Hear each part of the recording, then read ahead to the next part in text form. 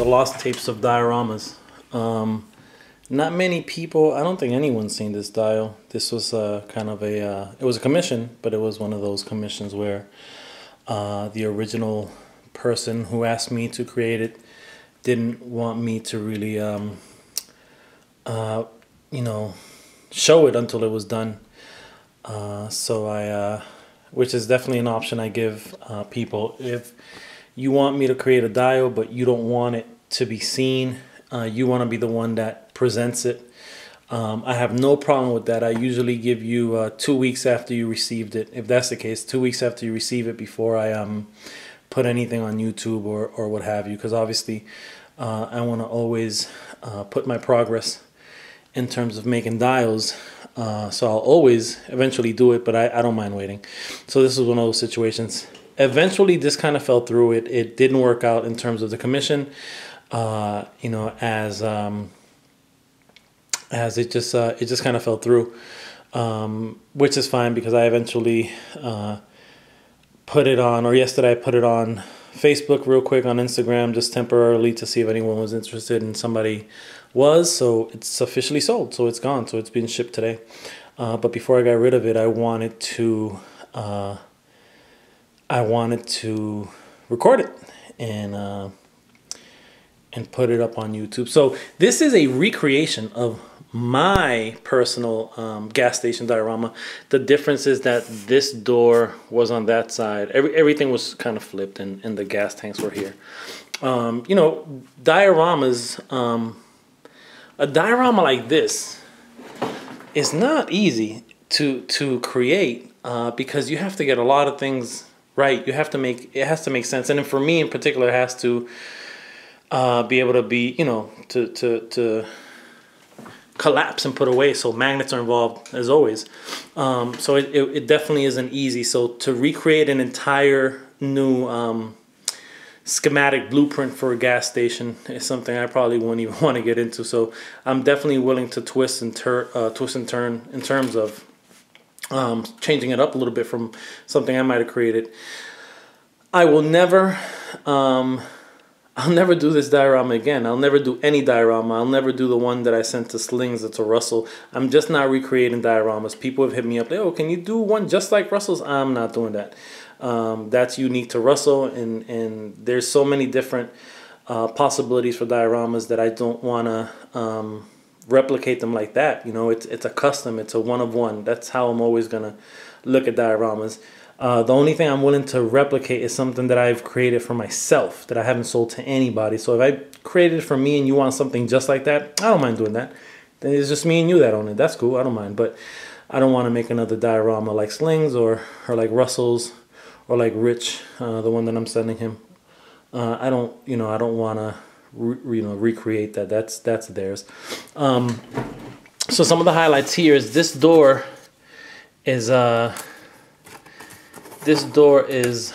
I kind of put it on, you know, it's the original person wanted it to be interchangeable door. So that's what it is, interchangeable door. So, you know, I set something up. It's not the greatest way of doing it because normally what I would have done is just kind of put this in permanently. So this would always be the door, but the original person wanted a second door. So one being a little more destroyed, one being just weathered.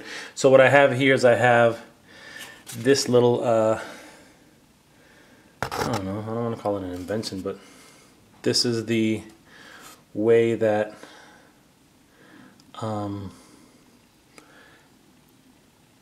you can install the door, and then you'll see there's a couple, can't see it, there's a couple notches in the corners, and you can just put that, you know, you put that in and you can lean it back a little bit, and it's fine.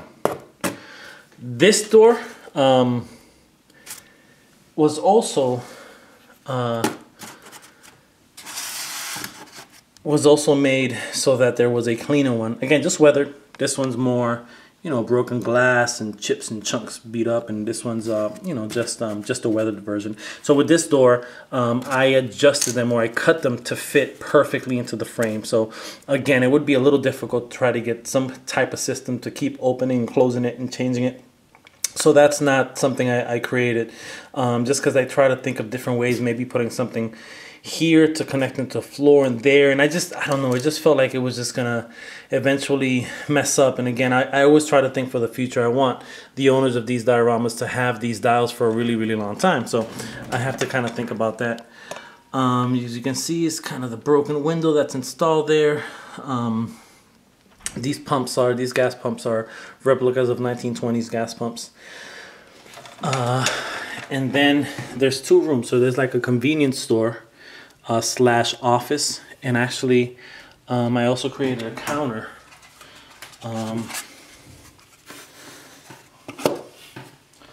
That I'm sending along as well. So that's all set. I mean, it's not the biggest convenience store slash office, obviously. And then this is the garage, and then this, some oil spills from vehicles and what have you. And again, this is not big enough to fit a 1/12 scale car. You can definitely do a motorcycle, but not the car. It's 2 feet long. It is 2 feet deep. And it is 1 foot tall from here to the diorama floor.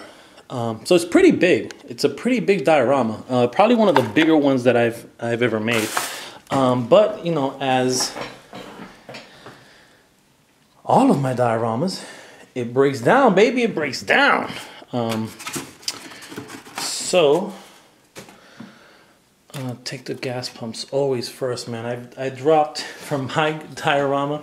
I kept the gas pump on, man, and then by mistake, wifey hit it and it fell and it broke, and she felt awful about it. I mean, she went on and bought me a couple more just like this, which is great. But yeah, so I have to always be careful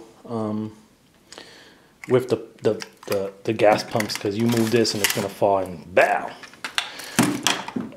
So again, the whole thing is magnetized. The only thing that is not magnetized is actually this part,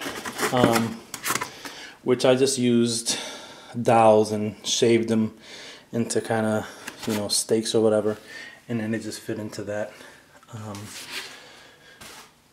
These are removable.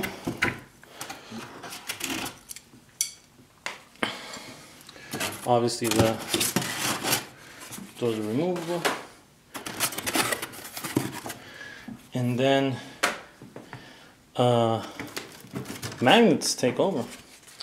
So the floor splits in half.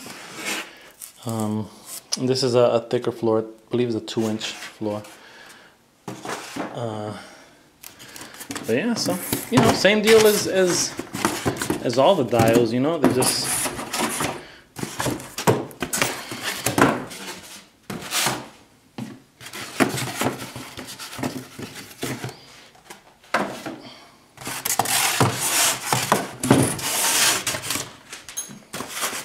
So yeah, man, that's it. So obviously, in terms of it's being stacked up, it's stacked up a little taller than usual. I think it's about maybe I want to say 9 or 10 inches, from here to there.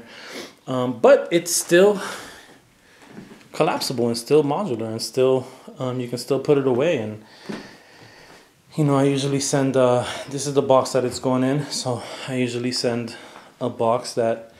You can keep putting it into that box when you store it away. Yeah, so before I set out this dio, I just wanted to take some footage, as it is officially being packed right now and being shipped today. All right, y'all.